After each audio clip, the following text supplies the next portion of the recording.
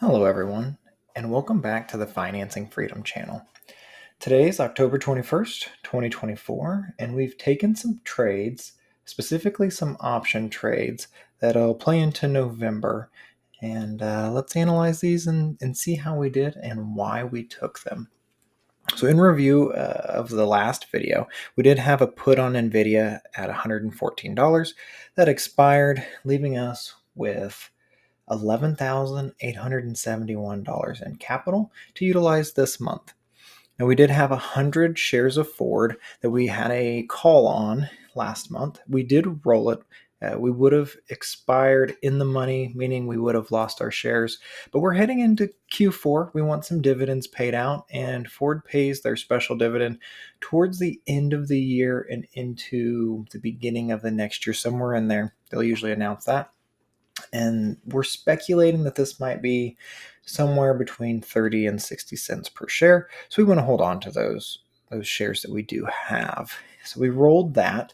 I paid $12.03 to buy it back, to roll it into November. We did go earlier in the month. We'll just kind of see how it plays out. We might roll it again, but we rolled it up to 11.50 from 11, and then we were paid $26.32.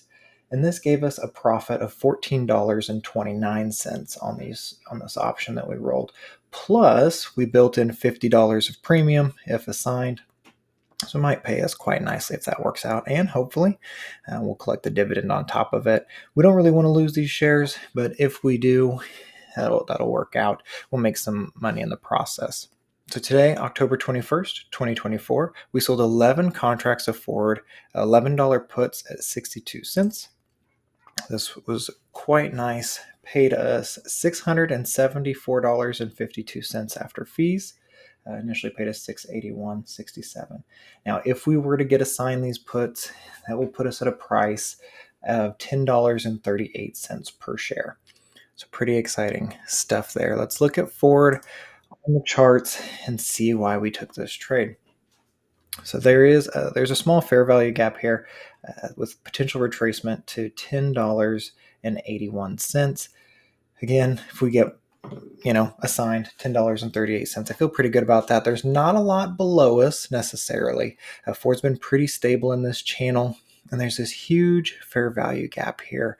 I expect us to fill this at some point, somewhere around this $12.79 zone. So if we get assigned Ford, not really worried about it. I would actually be kind of excited. So this is a little bit of an aggressive play since Ford's been very stable in this zone, but not overly aggressive. It gives us a good entry price and a lot of room for upside. Also, with this next month, we may or may not be assigned in time for dividends. I doubt we are. We took the November 22nd call, which puts us 4 weeks out on assignment potentially. Gave us some more time. Again, options traditionally expire on that third Friday of the month. We went to the fourth Friday. November this month is a bit longer than usual. There's always 4 Fridays because of Thanksgiving. But this next month, there's actually 5 Fridays.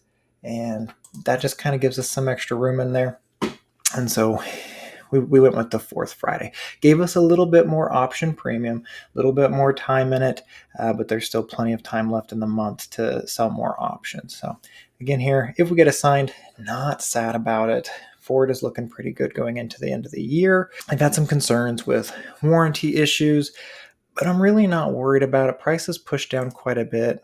Looking at Seeking Alpha, their yield is 7.03% on their dividends. So today we made a pretty good price on our options that we sold, and then they're paying a 7% yield on their dividends. For our options today, we made 5.5% on selling those, and so 7% annual yield plus 5% just this month with some upcoming dividends. This gives us some wiggle room. I feel pretty good about this position. Even if we are assigned, I'm not real worried. Heading over to Charles Schwab. In the last few days, we did roll our American Airline options. We had quite a few expire. As you can see, our 10.18, $12 put, and $11 puts all expired as we predicted before. We knew that American Airlines was going to push up. I didn't expect that to happen this month necessarily, but I was bullish on them, and they just went up like a rocket. We'll look at that chart in a minute. And that allowed these to expire out of the money, let us keeping those funds from last month. So it was pretty exciting. But with that push up, we had an $11 call and an $11.50 call, both of which we rolled just because we didn't want to lose a ton of lost profit there, right? Selling calls is really beneficial. However, if the price shoots up, it can leave us wanting a little bit more. And so with that, we had to roll those calls to kind of capitalize on that. Now that did cost us a little bit.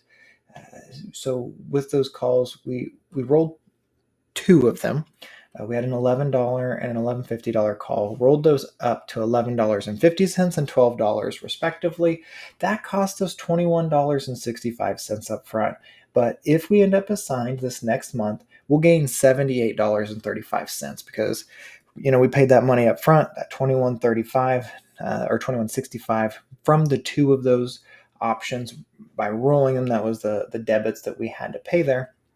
But we added $50 of premium in the stock price, and so that gave us an extra $100. So $78.35 cost us a little bit up front, but I think that's well worth it. It gives us kind of like a 3x return there on that.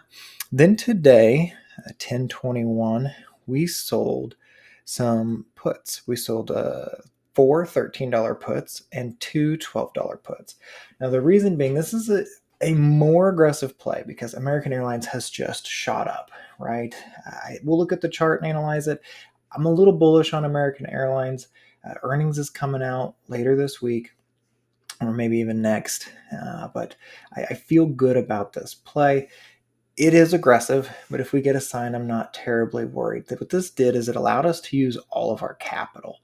So in Schwab, we had $7,265 of cash to capitalize upon and use. We could have bought six $12 puts, but that would have paid us $195, or we could have bought or could have sold five $13 puts, would have paid us $405, but it would have left us with $700 just sitting in the account doing nothing. And I wanted to capitalize on that. So what we did, we sold four $13 puts for $324 and sold two $12 puts at $82. Now, obviously, you can see these on the screen.